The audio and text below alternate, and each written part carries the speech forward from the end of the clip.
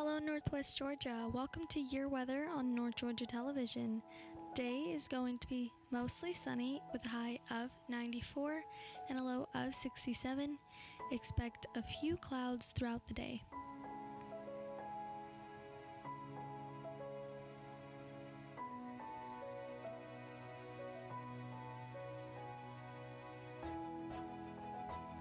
And now for a look around the region. Calhoun at 71, expect a midday temp of 87 with sunshine and 93 this afternoon. Chatsworth 71, 86 at midday, then 93 for your high. Chickamauga had 73 this morning.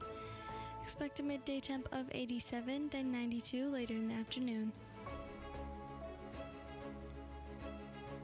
Kahara 71, warming up to 86 by noon, sunny and a cloud mix, then 92 for the high. Dalton starting at 70 this morning, expect 88 at noon with mostly cloudy skies and a late afternoon high of 93.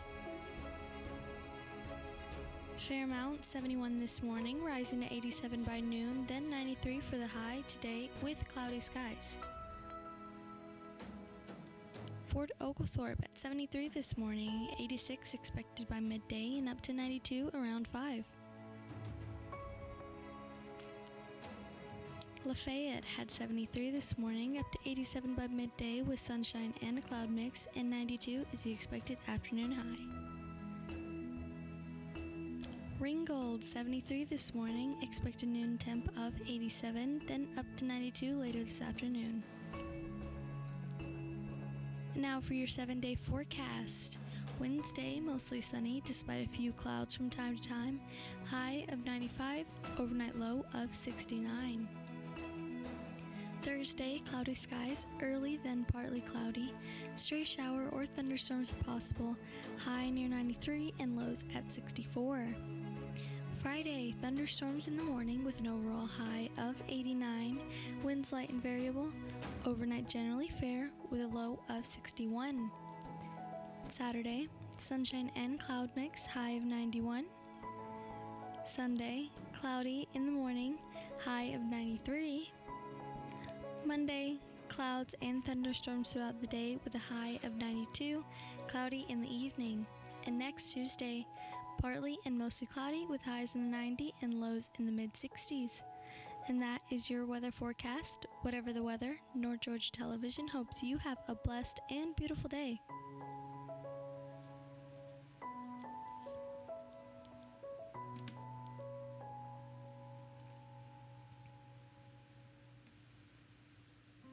And now for the local obituaries.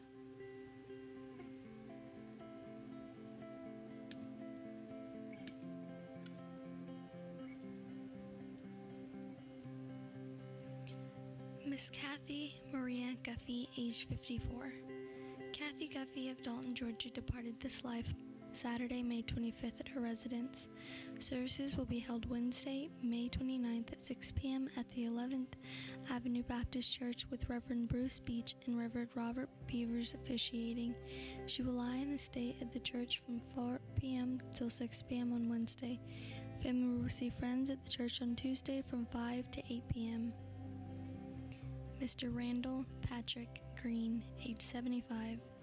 Randall Green of Chatsworth passed away on May 23rd at his residence.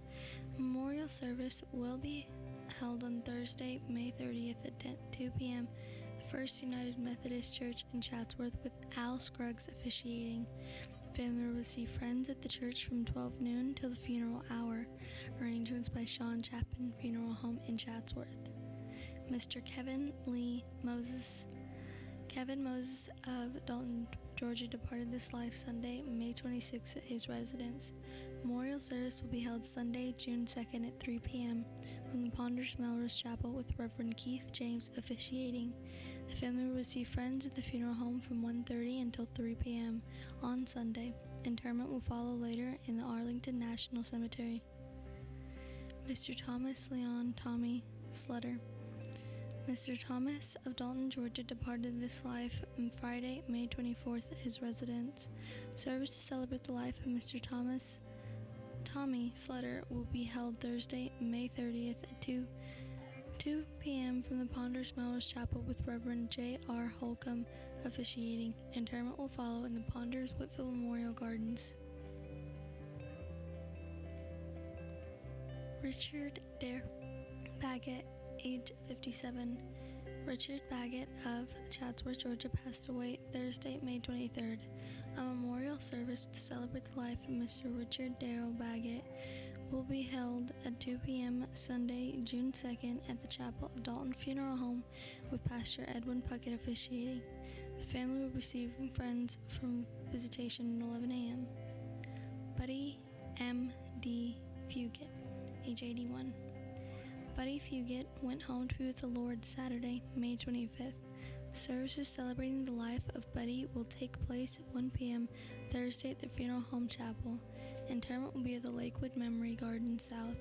The family will receive friends Thursday 11 a.m. to 1 p.m. at Heritage Funeral Home and Crematory.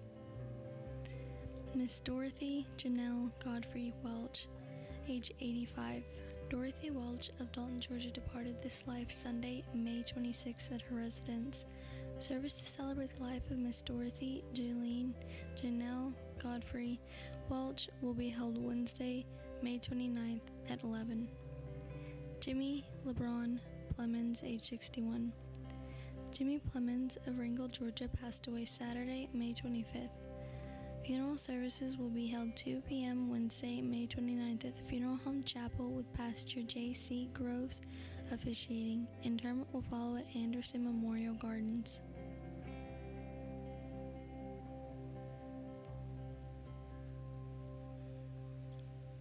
Henry Ford Duckworth, age 90. Henry Duckworth of Dalton, Georgia passed away Sunday, May 26th at Ridgewood Manor Nursing Home. Funeral service will be held Wednesday, May 29th at 3 p.m. at Salem Baptist Church with Reverend Jim Brinkley, Reverend Bill Walker, and Reverend Adam Harrison officiating. Burial will be at the West Hill Cemetery.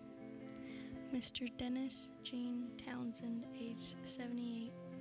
Dennis Townsend of Dalton departed this life Saturday, May 25th at the local hospital. Services will be held Wednesday, May 29th at 2 p.m. from the Ponders Melrose Chapel with Chaplain Floyd Davis officiating. Interment will follow at the Ponders Whitfield Memorial Gardens. Family will receive friends at the funeral home from 12 p.m. until 2 p.m. on Wednesday.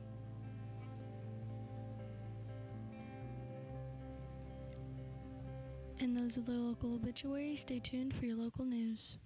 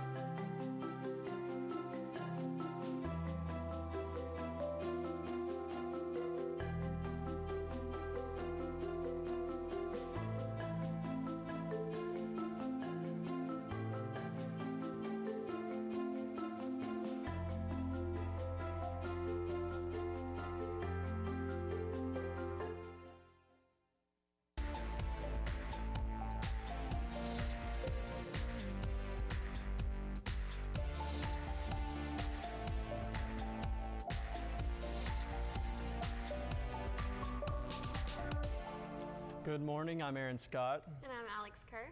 And we are your news covering Whitfield, Murray, Gordon, Walker, and Catoosa counties. Thanks for joining us. Coming up in the news, sheriff updates on body found in Catoosa County, some reminders about summertime bugs, Netflix threatens to rethink investing in Atlanta film industry over abortion ban, Georgia stops voting by felons using broadcasting reading of law, Another Republican blocked disaster aid in the House, new human trafficking prosecution unit in Georgia, and upcoming events around the area. First off, in Catoosa County, Sheriff Gary Sisk released information on the body found in South Chickamauga Creek over the weekend.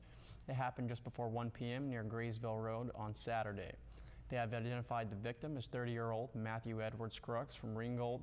He was last seen test driving a vehicle he wanted to purchase on Wednesday. He took it to the old Tri-State Still and Drum property to go fishing. A family member reported him missing on Saturday, and the vehicle was found on the property with no obvious signs of injury. The sheriff says there will be an autopsy conducted today at the Georgia Bureau of Investigation Crime Lab. Next, now a few words on summertime pests. With the temperatures rising, the Chattanooga-Hamilton County Health Department has issued a warning about the potential for insect-borne diseases. People all around the southeast are enjoying the hot temperatures, but there are many safety precautions that we must be aware of during summertime. From boating safety to hydration, summer is filled with good times, memories, and sometimes problems. The Director of Environmental Health for the Chattanooga Department of Health, Bonnie Deacon, says it's summertime now, it's hot, and we want everybody to get out and enjoy the weather, but we want to warn folks too that there are mosquitoes and ticks out there that can carry diseases, and we want everybody to protect themselves from that. Mosquitoes and tick-borne diseases are both serious and preventable. According to the health department, while you're outside hiking, swimming, or just enjoying the sun, it is important that you perform tick checks and use insect repellent. Deacons also says wear the repellent, wear long sleeve clothing if you can, and with mosquitoes, it is really important to get rid of the standing water in your yard because they can breed in that water. According to the Chattanooga Health Department, Lyme disease is one of the well-known tick-borne illnesses, but the Rocky Mountain spotted fever is the most reported tick disease in our area. Just because the name is Rocky Mountain doesn't mean that we cannot get it here in the South. Always remember to check for ticks after a hike and wear insect repellent when necessary. Gotta hate those pests. Next up, a jury has sentenced Antioch Church shooter Emmanuel Sampson to life without parole for first-degree murder. Sentencing for the other 42 charges Sampson is convicted of will be held on a later date. Throughout the trial, the defense tied their hopes to Sampson's mental state, as Sampson said no one stands that he did not remember shooting in the church that day. However, they were not able to get a psychiatrist to say Sampson has the aforementioned mental illness at the time of the shooting, so the jury heard limited testimony, primarily from Sampson's father, about his mental state. Jail phone calls between Sampson and his girlfriend seemed to refute his testimony about what he remembered, as they were recorded laughing about how he looked on television. A 3-hour tape deposition from Vanderbilt psychiatrist Dr. Stephen Montgomery was played for the jury. In it, Montgomery said that Sampson has been diagnosed with bipolar disorder before the shooting, but that he dropped out of the treatment after just one session when his father went back to Africa. Right now, Montgomery has diagnosed Sampson with schizophrenic disorder, as his symptoms are also consistent with PTSD. He said Sampson's childhood experience of being born into a war-torn country and reported abuse by his parents may have led to this mental health issue. Montgomery said that Sampson showed psychiatric symptoms when he had an unstable mood. The doctor specifically said that it could affect how Sampson's ability is to follow the law.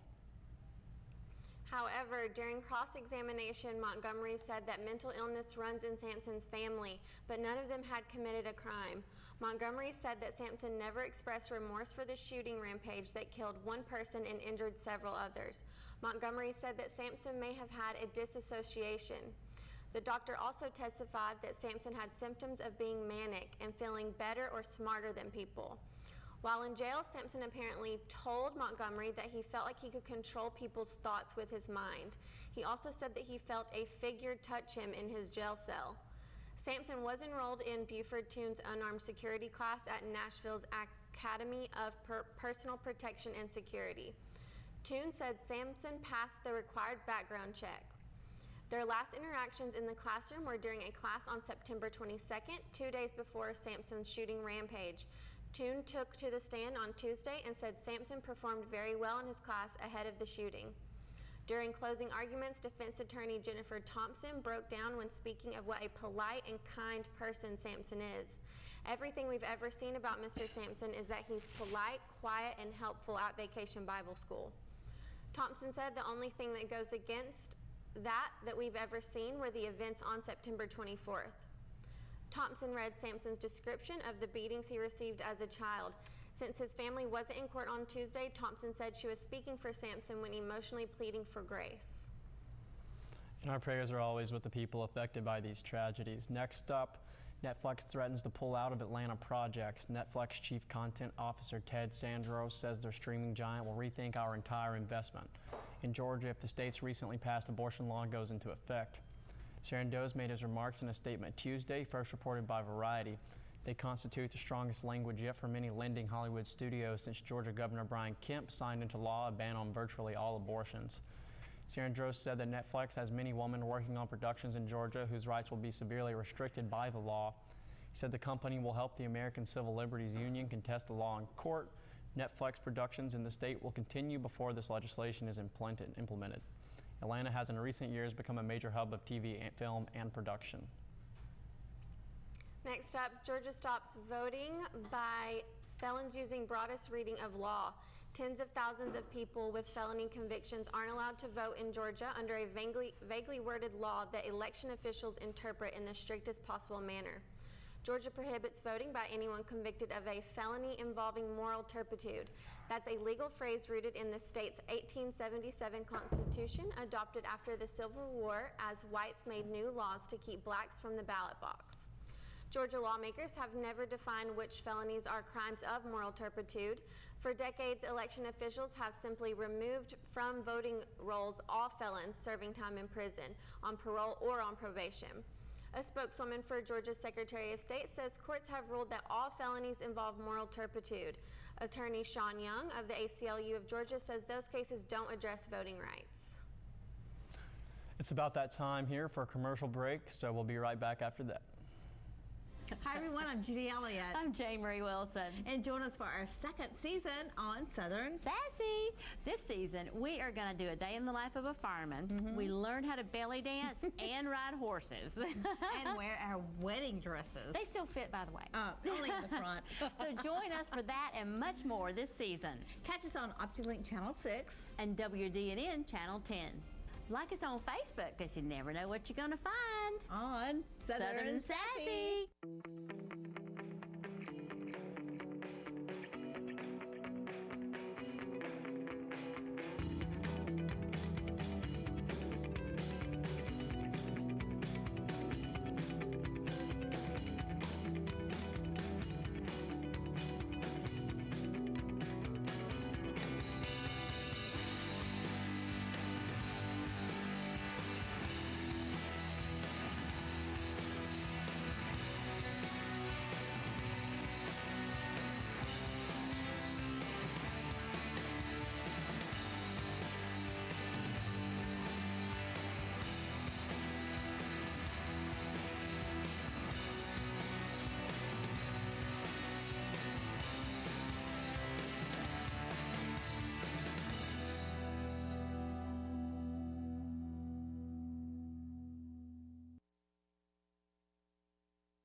First Bank of Calhoun and First Bank of Dalton are proud to serve our communities, providing the products you need plus the personal service you expect from your hometown bank.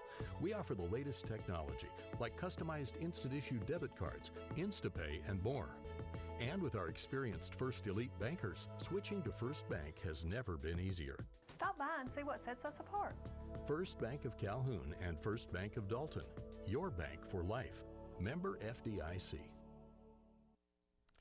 I am Ron McKinney, pastor of Kinsey Drive Baptist Church in Dalton, Georgia. KDBC has been the birthplace of several Christian organizations. It was the birthplace of Christian Heritage School 30 years ago, and through the Academy of Fine Arts, Labrie Symphonic Orchestra was founded by KDBC members Gene and Betty Lindauer. The ministry of KDBC reaches around the world with the missions of To Every Tribe Ministry, and I was a founding member of North Georgia Fellowship of Christian Athletes in 1992. Majesty is the longest running television program on North Georgia television. For 28 years, we have faithfully proclaimed the doctrines of grace. Kinsey Drive Baptist Church welcomes you to visit at 2626 Kinsey Drive on Sunday morning at 11 a.m. Our website is kinseydrivebaptistchurch.com. To God be all the glory.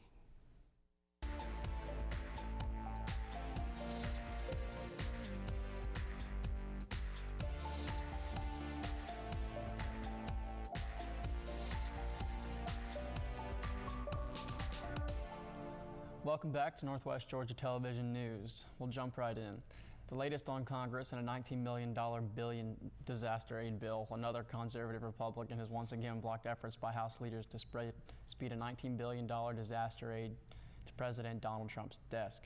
Kentucky Representative Thomas Macy objected to a request by Georgia Democrat Sanford Bishop to pass the bill under special procedures requiring unanimous agreement among all lawmakers. Sanford's district economy is largely based on agriculture and was slammed by Hurricane Michael last year. Macy said that if Democratic leaders thought the measure was so urgent, they should have kept the House in session last week so the members could go on record with a roll call tally. The developments were expected, but number one House Democrat Steny Hoyer warned that further delays would put millions of flood and hurricane victims at risk. Last week, Texas freshman GOP Representative Chip Roy blocked the bill. House Democrats appear likely to try again to pass a long overdue $19 billion disaster aid bill. That's a top priority for some of President Donald Trump's most loyal allies on Capitol Hill. A GOP conservative blocked an attempt last late week to pass the measure under fast-track rules, but another abbreviated House session is expected Tuesday afternoon. Passage of the bill, supported by Trump and top leader in Congress, is a foregone conclusion, trying again on Tuesday as a political freebie for Democrats, who went on the attack after Texas freshman GOP Representative Chip Roy blocked the bill on Friday. Roy had complained about its cost and a move by Democrats to dump Trump's request for $4.5 billion to address the crisis of Central American refugees at the southern border. Next up, Governor Brian Kemp, joined by First Lady Marty Kemp, Attorney General Chris Carr, Speaker of the House David Ralston, and members of the Georgia General Assembly last week announced the creation of a new human trafficking prosecution unit to be housed within the Department of Law. One victim of human trafficking in the state of Georgia is one too many, said Governor Kemp. Marty and I are dedicated to ending this horrific crime, which is why we worked with members of the General Assembly to prioritize funding for the creation of this unit. Starting January 1st, Attorney General Carr will have the resources he needs to crack down on this industry and make sure that buyers and traffickers know Georgia is a hostile environment for those who seek to abuse our children. Today we take a large step forward in the fight to end human trafficking in the state of Georgia, said First Lady Marty Kemp. The Grace Commission members and I are excited to partner with the new Human Trafficking Prosecution Unit to stop the bad actors fueling this terrible industry and protect our state's most vulnerable.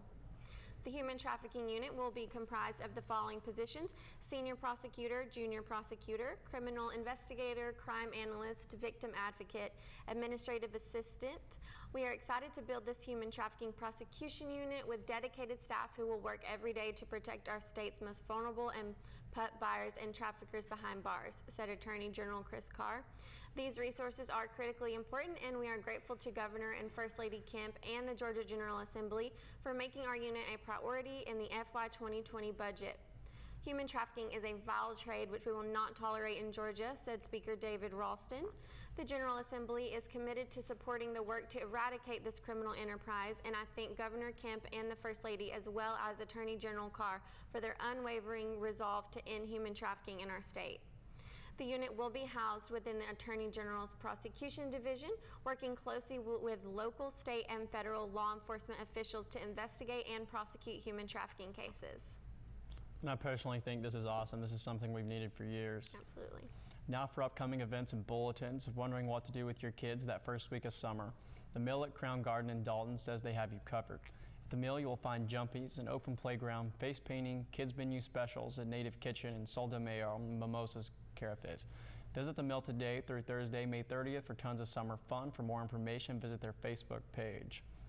And on Thursday in Dalton, the Dalton Whitfield Senior Center will host an area agency on aging presentation on fraud, scams, and elder abuse. A retired former FBI official will be in attendance to answer questions and give updates. There will also be representatives from the City Police Department and the County Sheriff's Office. This is a free program and it's open to the public. Start time will be 10 a.m. For more information, call the Senior Center at 706-278-3700. Next up, the City of Lafayette invites everyone to their third annual Honeybee Festival on June 1st from 9 a.m. till 11 p.m. Festivities are to take place at Lafayette Square with arts and crafts, vendors, food, free music entertainment featuring top performers, a kids zone, a barbecue competition, a baking contest, a pageant, and a cruise-in complete with antique tractors. There will also be an education area with lots of learning opportunities. This is a free event to attend and enjoy with something fun for the entire family. And then we have the Community Foundation of Northwest Georgia is partnering with Georgia's Early Education Alliance for Ready Students, otherwise known as Gears in 0 to 3, to bring Strolling Thunder to Dalton, Georgia on Saturday, June 1st, beginning at 1 p.m. at Burr Park. Burr Park is located at 101 South Hamilton Street, downtown. So what is Strolling Thunder? In association with Book Blast, Strolling Thunder is a free event where infants and toddlers can attend with their adults that will open community-wide discussions on how to meet the needs of babies. Bring your strollers and your kids. Why should you go? Event planners say because our brains grow faster between the ages of 0 and 5 than at any other later point in our lives. When babies don't get what their growing brains need during this crucial time, it can lead to lifelong developmental, educational, social, and health challenges. Participants will push their strollers from Burr Park to the Whitfield County Courthouse and back to put babies in the spotlight. Mayor Dennis Mock will share a proclamation declaring June 1st as Children's Day in Dalton, meet elected officials and people from around the state who are spearheading efforts to help babies thrive. Expect snacks, drinks, and giveaways. For more information, contact Susan Harbin at 706-275-9117 or susan.harbin@communityfoundationnwga.org. To register, visit their website at ticket section. Ringgold is offering a free movie night on Saturday, June 1st. A Dog's Way Home will be shown at 7:15 p.m. at the Northwest Georgia Bank Amphitheater, located at 220 Catoosa Circle. Released in 2018, A Dog's Way Home chronicles the heartwarming adventure of Bella, a dog who embarks on an epic 400-mile journey home after she is separated from her beloved human. Free popcorn will be given away to the first 500 guests. Also, free glow sticks for the first 500 kids. More prizes will be given away and concessions will be available. Downtown Dalton is also having a farmers market in downtown. It will be open on Saturdays from June 1st through October from 8 a.m. to 2 p.m. and on Tuesdays from June through September 10 a.m. until 3 p.m. The rule of the market is if you make it or grow it, you can rent a booth.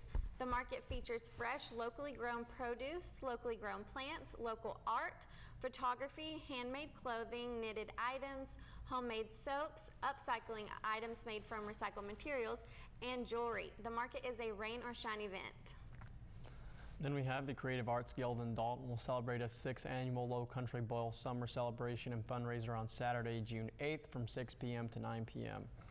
Low Country Boil is a fun, lighthearted welcome to summer event. The Creative Arts Guild Spiegel Pavilion, located at 520 West Wall Street, where everyone can enjoy great food and delicious beverages, including craft beer, a sangria bar, lemonade, tea, and dancing to some lively beach music.